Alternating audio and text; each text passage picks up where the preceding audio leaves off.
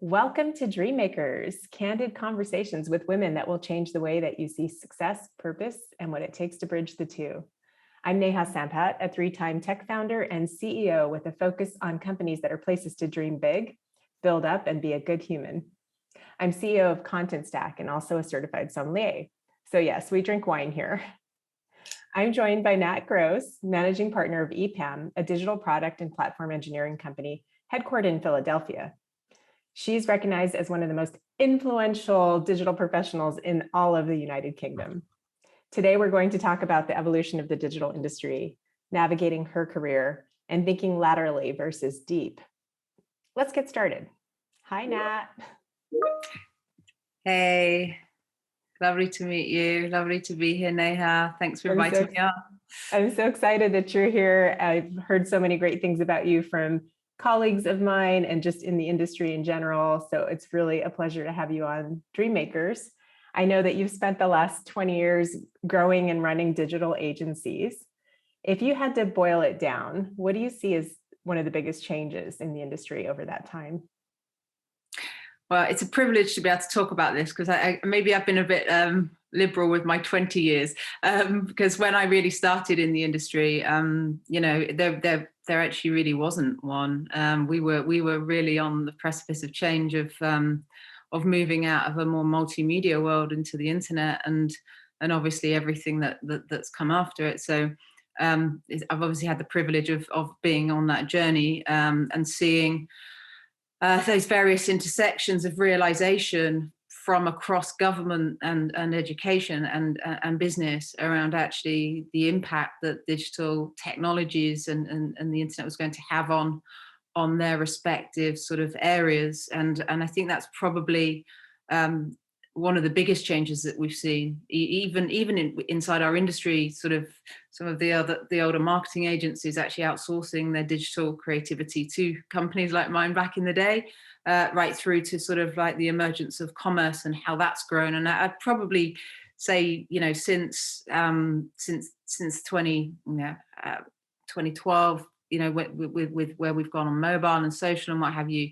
that sort of rapid change, and obviously the last 18 months has been phenomenal in terms of adoption, but the wake up and the realization of change across those different sort of like aspects of society has been really fantastic to be a part of. Sometimes frustrating when you're sort of like trying to move things along at a pace that maybe people aren't quite ready for. But I think that obviously being part of the change from the beginning and seeing how people adopt, when they adopt, which industries adopt, and how its impact on social movements, etc., has been phenomenal.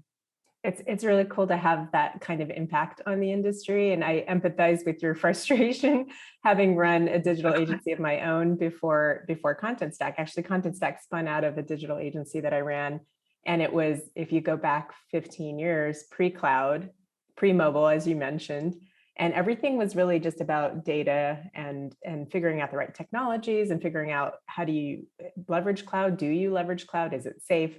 And things have evolved so much. And you talk about that. You talk about merging of data and digital and technology, but also the importance of creative, and especially in today's world when there's personalization and everything's driven by commerce and buying behavior has changed. Can you expand on how important or influential creativity is in the mix? Yeah, I mean it's everything, and I mean again, when I started sort of in this industry, it was from a sort of a creative and a technology perspective. I've never had any separation between the way that I think about creativity and technology. It's always been a very fused way of looking at the world, and I had the privilege of working with an amazing team of creative technologists when I first joined the industry. So I've never had a separation. And so when I see it, I can understand the frustration on a creative or marketing side and indeed the frustration on a technology side. But of course, there's no application of technology without creativity because there's no storytelling, there's no business concept, there's no idea, there's no audience to connect to. So you can't have one without the other. And I think what's very, very interesting at the moment is, as we see some of the barriers to creativity come down because of products like your own hit the market, then you actually see some of the challenges that we face as organizations, and even as, you know, as people in actually using and being creative. So it's a very, very interesting time as we see some of those barriers start to sort of like fall away. Absolutely. It's like the burden has shifted away from the technology and onto the creative mindsets of the people that are actually building out the experiences. And that has put a new pressure on people to exercise a muscle that might have just been left behind because there is so much frustration on the technology side. So it's actually really cool and fun to see what digital experiences come to life as a matter of people just being able to dream bigger and build faster. It's been really fun to watch. Yeah.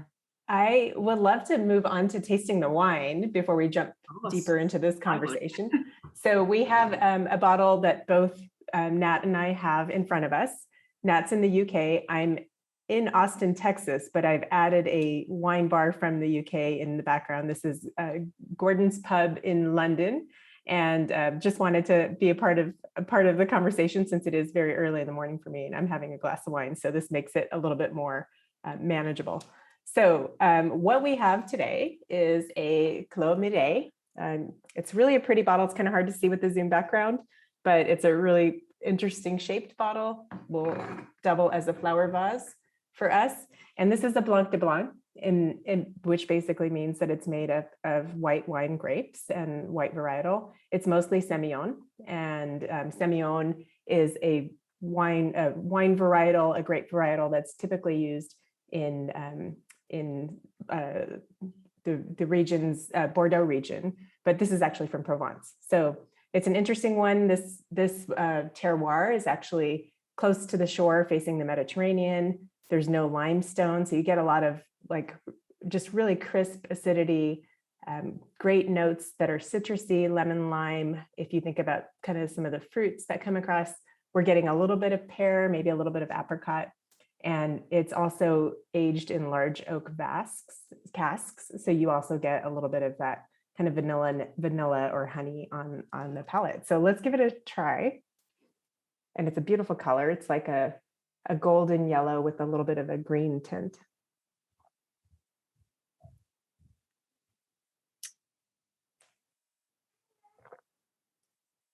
It's really nice. It's just like refreshing and like super fresh. A little bit of floral now that it's warmed up a little in the glass. Yeah, that really is lovely. That's sort of like burst and then it's just dissolved. You might, yeah. I might be leaning back now. No, it's great. And what I love about being able to taste these wines is it's something special that we can share, being that we can't be together in person. And it's something that I started in the pandemic, but I just love that we can share an experience, even though we are not, physically co-located, and kind of neat to have that. It really is. And when the bottle arrived, I put it on the side and my partner was like, wow, is this for me? Because we actually had the rosé version when we were down in the south of France, the last holiday we had actually before lockdown. So took us back to slightly distant shores when it arrived. So I've been keeping it locked in the fridge and trying to keep it away. Oh, good. Well, hopefully you'll be able to share after we're done here. Okay, well, let's jump back in. So let's talk a little bit about just your journey. And if we go back a little bit, you had started Amaze as head of sales and marketing, and eventually became CEO there. Mm-hmm. And it was a period of immense growth and fulfillment, but it wasn't without challenges, as all of these experiences are. Can you tell us a little bit about that and what you went through? And I know at some point you were looking for a buyer, so maybe just a little bit about that whole journey. Yeah, I mean, I think that again, fantastic opportunity to be part of a company at the very beginning of the industry and working with amazing brands. I think that as with many companies at that time, it was a period of huge growth, huge VC injections into agencies like ours, and maybe eye off the ball of some good business practice. And so at a certain point in time, the sort of the board at the time sort of ran the business into into difficult waters, really, and ultimately ended that you know, the company may well go out of business. So we were having to, so at that time I was on the management team, not on the board, and sort of like got recruited in just to try and help. A couple of us wanted to try and sort of save the company, crusading, but wanted to try and sort of go, okay, it's going to go to pre-pack, it's going to go, you know, potentially into administration. Can we do something to find a buyer? It's a great business, great clients. It's just had its eye off the ball in some of the areas that it shouldn't have done. And so we worked very hard and sort of put ourselves out on a limb outside of, I guess, so the sort of like the formal process of what was happening, to try and really find, you know, we believed in the business and we wanted it to succeed, to find a buyer. And that's what we went and did. And we had some very sort of like cloak and dagger and whatever conversations and what have you on the way. It was quite a crazy time. But I think the important thing was, you know, we found some buyers, and we had a sort of a 48-hour period where it was like the deal wasn't done, but we had to keep everybody working, because obviously, you know, if you're a people company, if you've got no people, then there's nothing to buy. So we had to explain to the company what was going on, ask people to be patient, turn up, and be committed to trying to go on the journey with us. And yeah, out of about 300 people, one walked off site that day, and he came back the next day, and not one person left until we got the news that we'd got the buyer that we wanted. And that was the time when I took over the CEO role and started to lead the business in a, I'm pleased to say, a profitable and healthy and culturally rich direction over that sort of like next X number of years with an amazing team of people who, you know, and you'll know this, are very, very special in your heart. That's an amazing transformation and a testament to your leadership for sure. You, a part of how you attracted a seller or buyer, sorry, is building sort of the agency of the future and painting that vision. Can you talk a little bit about that vision? How did you get that hooked? I think that, you know, and talking about this earlier actually, but I think it's very important to always have that clarity of vision and purpose, and to then work out how you want to build teams and services and get your go-to-market right around that. And I think that one of the things that's always been very, very clear is to see a number of years probably ahead of the market in terms of where commerce is going, in terms of where, you know, even things like e-learning's going and what have you, is to be able to really start to stand up services and see where, and take bets on, you know, what's going to take off, and sometimes a little bit earlier, but always very, very rich in sort of having that strength of vision. You know, our vision for the company that I was CEO of for such a long time was around original thinking through that sort of like that fusion of creativity and technology, and being true to that. And we worked very hard on brands for brands that were highly complex and high consideration purchases, and where global local was a big part of the brand. So having those key tenets that you can build around, keep building around. And I think sometimes we're too quick to jump from one vision to another, or from one set of focus to another. But I think there's a lot to be said for having a very consistent way of thinking and behaving. And then as time went on, and as the industry evolved, and a lot more sort of, you know, the big consultancies, the big SIs, the, you know, and the big marketing agencies came to play in digital, then I think the industry and how talent could be nurtured and grown, and how entrepreneurs were sort of like able to look after themselves and what they'd invested in, changed as well. So I sort of like started to do a lot more around talent, and how you can build agencies whilst retaining great freedom and opportunity for individuals' goals, as well as their input into your company. I love the aspect of talent, and it's everything, especially in a services company. And it's what makes a services company magical, is having good talent and then figuring out how to keep them happy and retained and growing them over time. I am curious. Okay, so we talked about a maze, and then now you're at EPAM, and there's sort of a path there. And we've at Contentstack had the great fortune of working with EPAM. But can you just talk about the path to EPAM? And then I want to dig a little deeper into just talent development as well. Sure.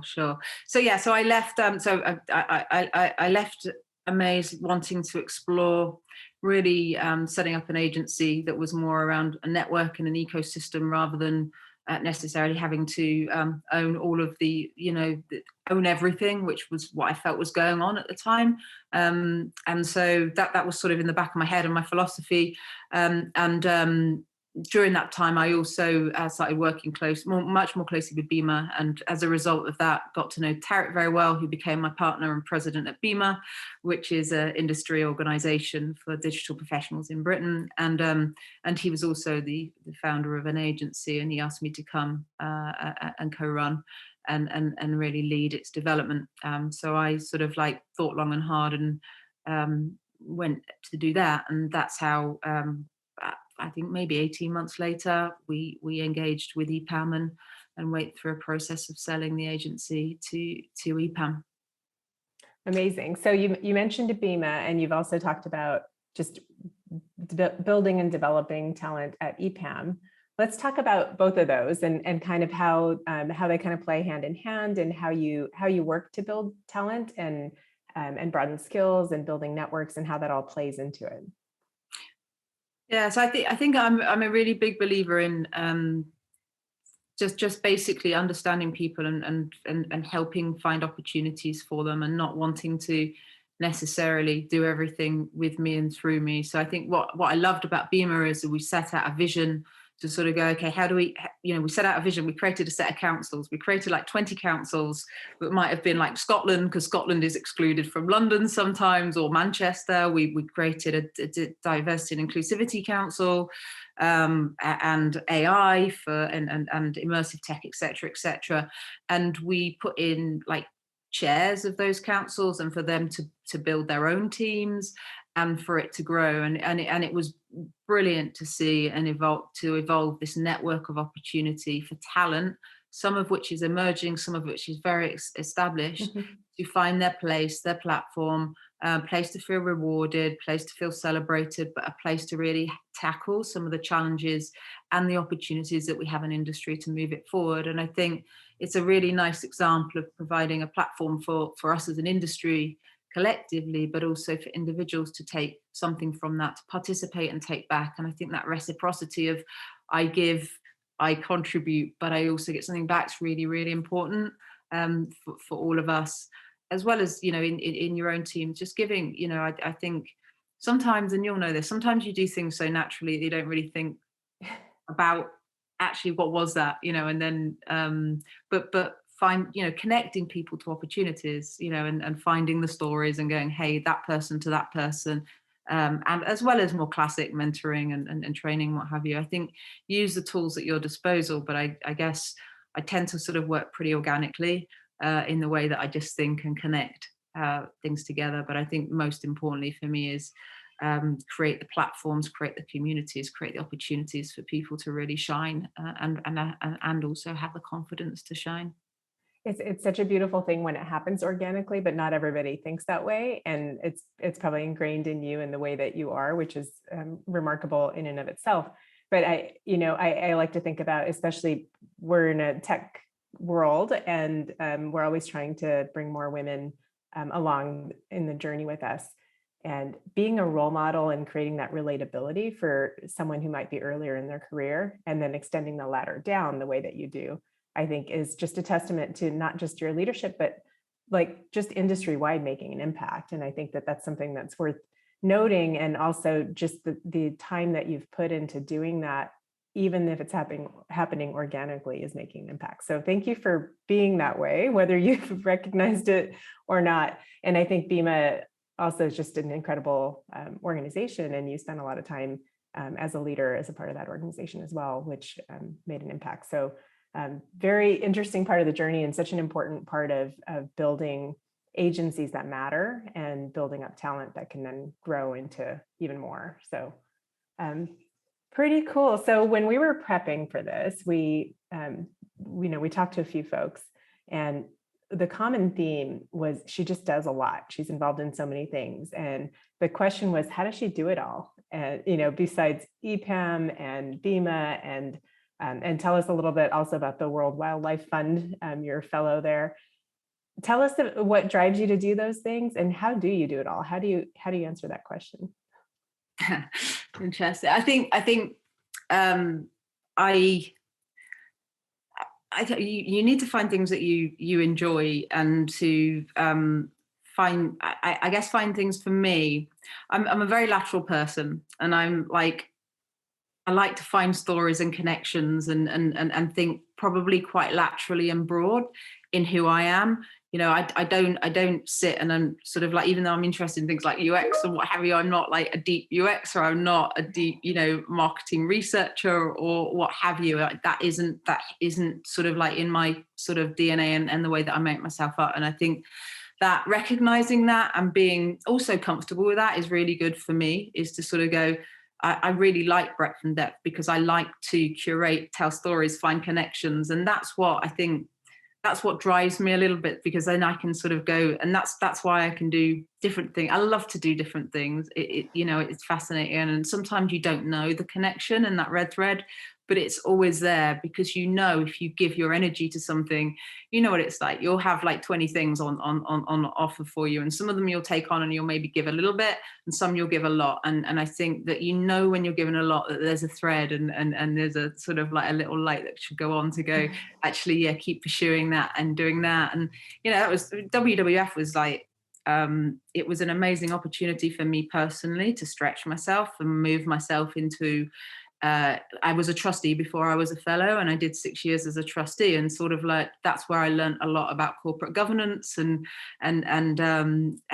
being on those types of boards, and actually that was brilliant for me. It was hard for me. It was intimidating for me. It wasn't my background. I was different from everybody else that was on that board, but it was fantastic. But I did it partly because of that, but also because there's the opportunity to tell the world about the World Wildlife Fund is just huge. And it's like one of the most like amazing brands that just like touches you, and sort of like, that panda, that everything about it is something that I'm so passionate about and believe in. So it was a privilege to be able to give time to learn, to hopefully give back, and to work on that. And, we're just about, fingers crossed, to do something with them, with BIMA and EPAM. So it's sort of like these little connections come around. That's really interesting, because I was working on, in my head, figuring out what the thread is between all of those. And outside of your passion, I mean, obviously you're passionate about the cause, but also about all the things that you do that are digital. And you did find the common thread in bringing a digital way of telling the story to WWF. Yeah, and using them, we've got a big education event coming up, and it's actually during COP26. So being able to bring in that group of people is fantastic. So yeah, you find them. You've mentioned that you have a recommendation, and that is to ask for help. Tell us a little bit about how and why is that a recommendation that you have? To ask for help. I mean, I think it's a funny one, because I'm probably the worst person. Like, I ask myself for help a lot, which probably means that I waste loads of time before I should probably just ask someone else, and then to shortcut. And I think that that's really important. I think you recognizing, and this is a very big part of sort of the way that I am, is like, I will very quickly sort of recognize someone's a lot better than me at something, and bring them in and do something. And I think that's that's in a way that's asking for help, is sort of going, I'm going to bring in other people. I'm going to make that work. And I think sometimes we can sort of like bury our heads, and I think women do that a lot more than others, a lot more than men do. We bury our heads, or maybe just get our head down instead of looking up and sort of recognizing the people around us that we can ask for help. And I think asking for help moves you on, and that's what's so critical. Yeah. I couldn't agree with you more. I think that I think it's actually a superpower when you figure out how to ask for help, and that could just be surrounding yourself with people who know things that you don't know as well, and being able to lean on them.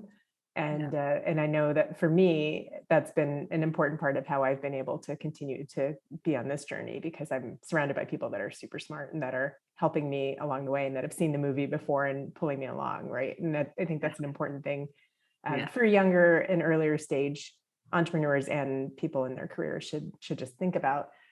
You've obviously seen a lot of differences between how men and women approach their careers, and you kind of alluded to it. Do you have any advice for young women who want to project confidence, develop leadership qualities, and just kind of move further along in their careers? Yeah, I mean, I think that, and I think one piece of advice is to seek lots of advice, because many of us will say different things. So it's always good to make sure you do that. But I think to project confidence, you obviously need to be confident, and you need to understand in yourself what confidence means for you, because that's it's different for all of us. And so, like, understanding how you can be confident and be assured and be really, really yourself and comfortable is really important. And then understanding how you can go about doing that. And I think that's a really important thing. I really do encourage, and I do with all of my mentors, is make sure that people are putting themselves out into non-executive boards or into communities as early as possible in their careers, to really push themselves into. We talk about uncomfortable environments, but it's not even just that. I mean, obviously that's really important, because we talk about it so it becomes a cliche, but it's not a cliche, because it's really bloody real, and it's sort of like, it does move you on. But it's important to keep adding strings to your bow. And I do think that men network more naturally. I've seen it when I've been on remuneration committees. When we're hiring, trustees, you see a certain behavior in men and a certain behavior in women, and it's marked difference. And a big part of that is, a belief in it. If you work hard, you progress, and that's not necessarily true. And so being able to be broad, to have your networks, your community, is, I think, incredibly important to knowing who you are, what makes you comfortable, what makes you confident, and what can move you on. And the same with leadership is, like, if you know who you are, people might really not like who I am as a leader, might not like who you are as a leader, but they'll know who you are. And I think that again, that's really important. So, knowing, being comfortable, and knowing how to project that, and knowing actually what's important, because leadership means somebody else is going to believe what you believe. So, make sure you do really believe it, and that your platform that you're sort of like leading on is very real, genuine, and true to who you are. That's really good advice. And I think it's that conviction that sometimes is missing in not just women and men that are earlier in their careers. And like you said, that don't have as many, just as much experience. And one of the common threads with women is this concept of imposter syndrome. And it's, we're kind of always like trying to put ourselves out there, and men don't have that quite as much. And a lot of that is about projecting confidence and just being able to put yourself in difficult positions and getting through it. And just like I always say, just showing up, like show up, give it your best. And when you're at the end of that and the other side of it, you'll know more than you did when you started. And that's always kind of another feather in your cap. So it really is. And that's why I'm like, I still do it. When you're talking, I'm like, I'm in this boardroom because someone invited me in here. I didn't invite myself. So it's okay. Yes, exactly. If you're presenting, you're like, oh my God, no one's listening. It's like somebody asked you to be there, so be happy. Absolutely.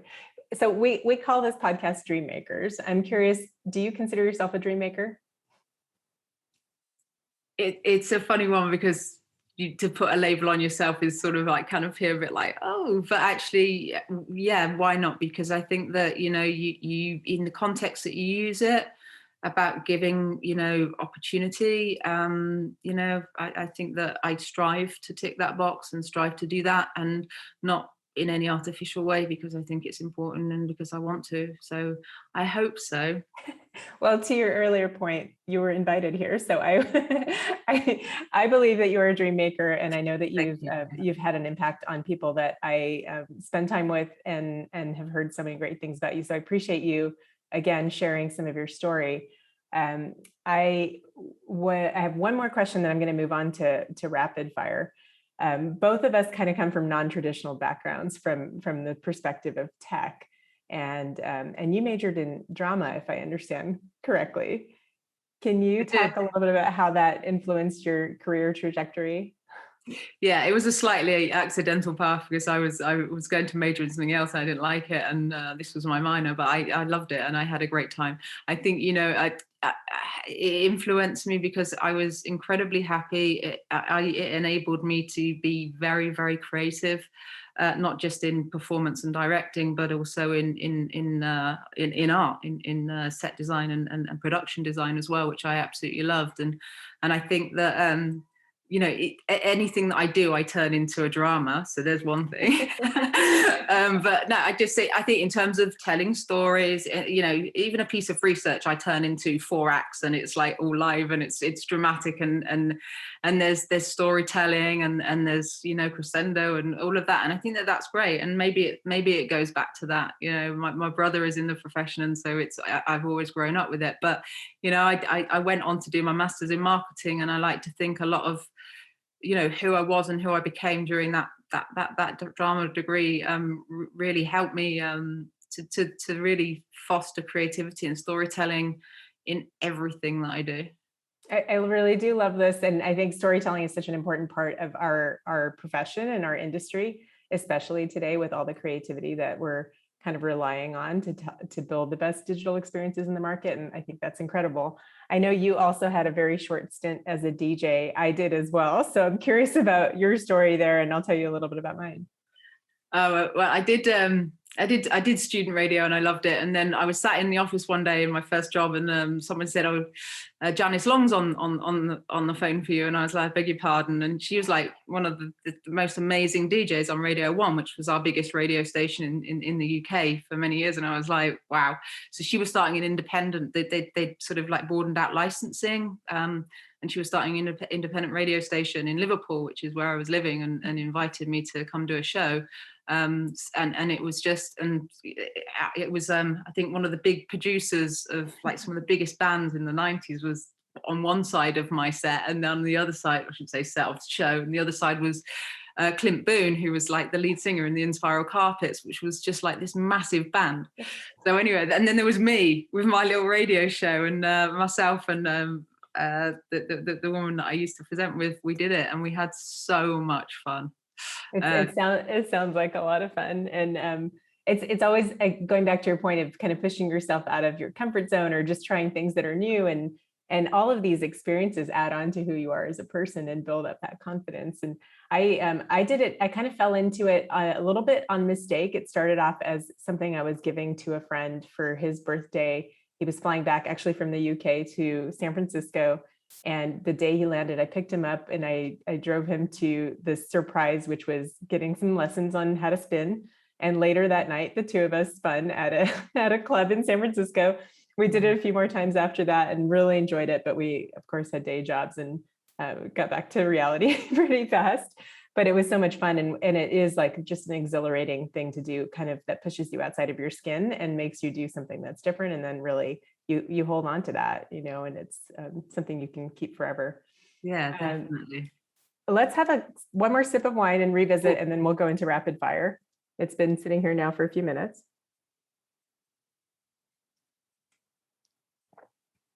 What I find is as wine warms up a little bit, especially white wine warms up a little in the glass, you get a little bit more of the oakiness. It stands out more. This one now I'm getting more vanilla than I did when it was a bit more chilled.